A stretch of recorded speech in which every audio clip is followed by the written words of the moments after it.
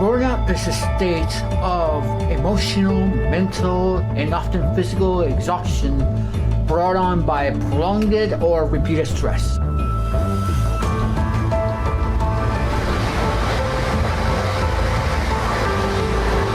And I was having a burnout.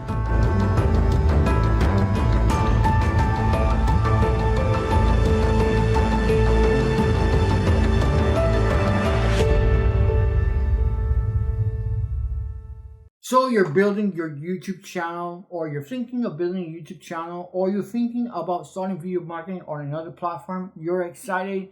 You think that things are going to go awesome. Every YouTuber out there is discussing how to start YouTube on 2024. I'm not going to be that YouTuber.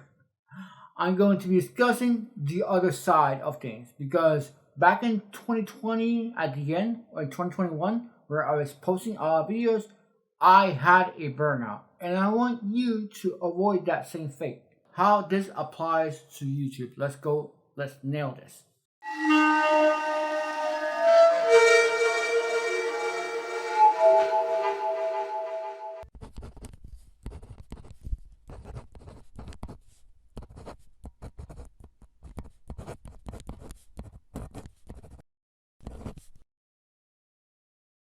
We know that something is wrong when our body is vibrating. We have this shaking feeling that we feel internally in our gut. It took me a few months to pinpoint how this came to be. There were a combination of factors, including my approach with personal goals and lack of clarity. But after figuring things out for myself, I did some research and found some interesting findings. There was some research done by Christina Maslach and Michael P. Later of the University of California at Berkeley and Academia University, respectively. They found generally 6 reasons that cause burnout. Among them, your day-to-day workload, perceived lack of clarity, perceived lack of control, reward in relation to your efforts, lack of community, perceptions of fairness, and values mismatch.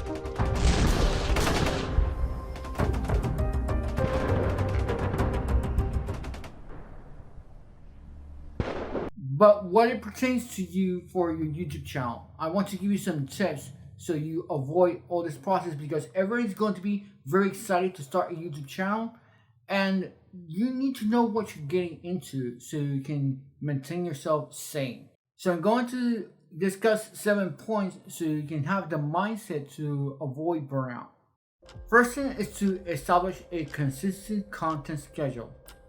What I mean by this is that you have to set realistic expectations. This is going to take a long time. This is not going to be overnight. Everybody thinks that it's going to be successful on YouTube.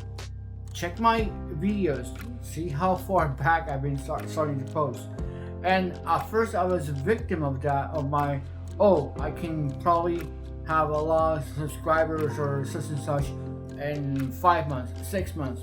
It doesn't work like that. Thankfully, I've changed that mindset. I have a whole new perspective. Check my other videos prior to this video so you can see where I'm at now. Now, I'm uploading on a consistent basis. You see that I'm uploading on each Wednesday. And I have a long-term approach to YouTube. I'm not expecting to be an overnight success or anything. I actually have a whole complete set of goals that doesn't have to rely on the YouTube algorithm. So not only you have to set a realistic goal, you have to establish a sustainable goal. This doesn't work if you're uploading a lot of YouTube videos and it's not going to be sustainable, because maybe you have kids, maybe you have family, maybe you have 2 jobs. So if you have all of that, you have to create content in the terms that's realistic for you.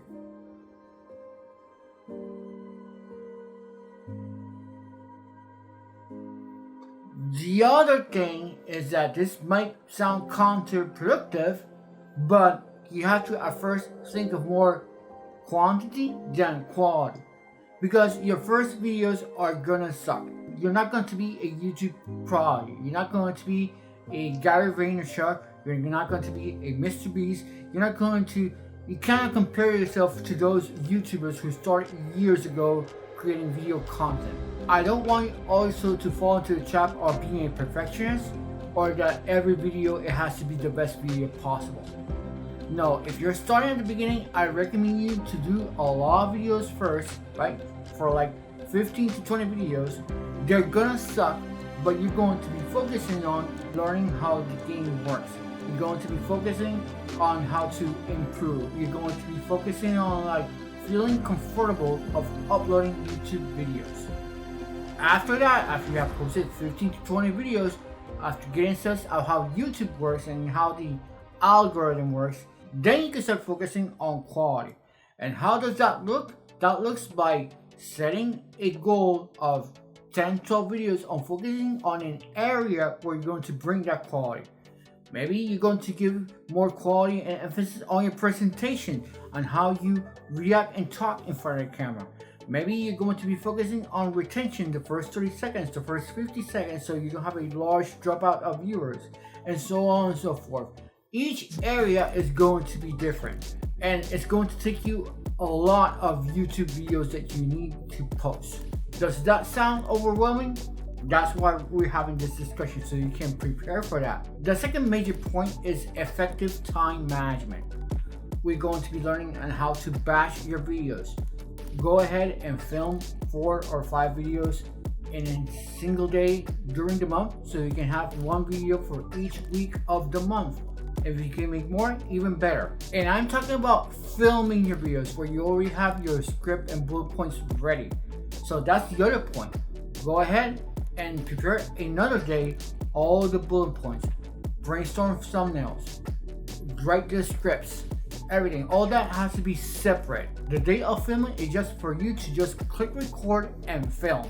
If you have kids and have a busy schedule throughout the day, try to have your equipment set up the night before, so you can just wake up and just record. Or maybe you have family and all that. So go ahead and wait for them to either leave and have a joyride by themselves, or just wake up way earlier and record before everybody wakes up. The third point that can help you in going on this YouTube journey is that, hey, luckily technology has been catching up, and you can use AI tools that can help you in the production of your videos. I'm going to limit my scope into some tools that people don't actually see in front of the camera. For example, ChatGPT. I'm not advocating for you to make scripts just out of ChatGPT. I'm advocating so you can already have an idea on your mind, write on ChatGPT the topic, and say, hey, write me some bullet points for this topic. Or you can just say, hey, go ahead and write these bullet points and add to it. And then afterwards, after ChatGPT gives you the quick response, you edit the script or whatever ChatGPT gives you, so it can be in your own voice. Sometimes I do that, I just write by myself when I'm very sure about a topic, but sometimes I just want to bounce ideas. Use it as a soundboard, use it as a second opinion, so you can refine the ideas that it can give you, or it can give you a better idea of how to approach your topic. Let's talk about the YouTube algorithm just for a second. Do not rely on the YouTube algorithm for growth. I already made videos around this topic. You can go watch that video so you can get the complete picture. The thing is, the YouTube algorithm is not smart yet enough that it will find your immediate specific audience. That's why this takes a lot of time. But the ideal situation is that you focus on building like a library of content where you already know who your audience is, and once you have a set amount of videos that you decide, you can go then and make collaborations with other YouTubers or podcasters or any other platform where you know your audience is, and go make collaborations with them. So the people that hear you on podcasts or see you in other YouTube videos with collaborations, maybe they'll jump onto your platform and watch your own videos and they'll subscribe. Finally, I think this is the most important point of all, is to not attach your identity around the success of your YouTube videos. If there's only one thing that you remember of all this, is to not attach your identity.